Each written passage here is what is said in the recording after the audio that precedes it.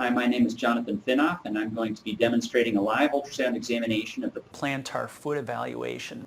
I don't have any disclosures, but I do have a disclaimer. This presentation is not meant to be a comprehensive review of this topic. Our objective is to cover the core competencies as outlined in the AMSSM recommended sports ultrasound curriculum for sports medicine fellowships. We're going to do an ultrasound examination of the plantar aspect of the foot. We're going to start off by looking at the plantar fascia. So on this screen, proximal is going to be on the left of the screen, distal is going to be on the right of the screen. Right here is going to be the calcaneus, and coming off of the calcaneus is going to be your plantar fascia. So here's the plantar fascia origin right here. You can see this hyperechoic band of tissue going out distally, and so that is the plantar fascia in long axis. And I can glide laterally across this and medially across it, so you get the entire extent of the plantar fascia. And then you can turn into an anatomic transverse plane or short axis relative to the plantar fascia. Medial aspect of the foot is going to be on the right of the screen, lateral is going to be on the left of the screen. In this area here, this is all plantar fat pad, and you can see when I compress it, you can see the fat pad there. As I glide distally, you're going to see this tissue forming on top of the calcaneus. That is the plantar fascia. And again, if I push on the fat pad, you can see the fat pad moving, but not the plantar fascia because it's a much more rigid structure.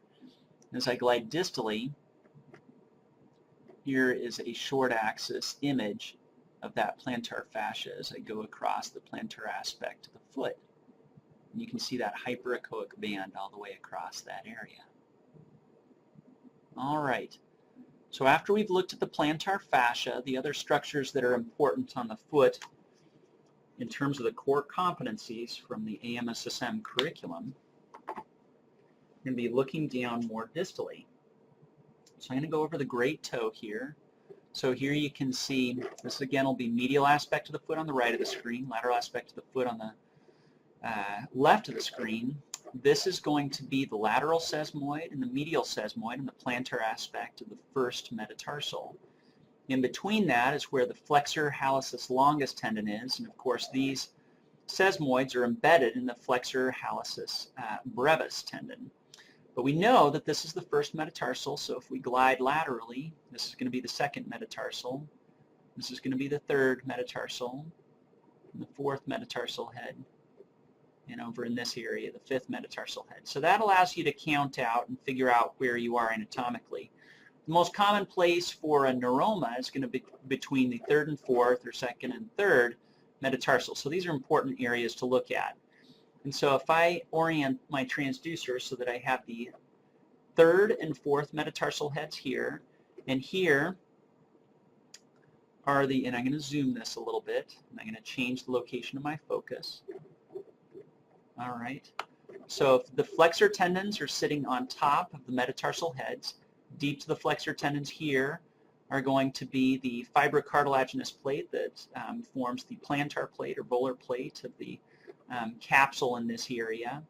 So in between, in this region here, is where the neurovascular structures are. And here you can see a pulsating artery, and I'll just put on color power angiography. And sometimes you're able to see that artery with the color power angiography, and sometimes you're not. Certainly you can see, yeah, there we go. All right.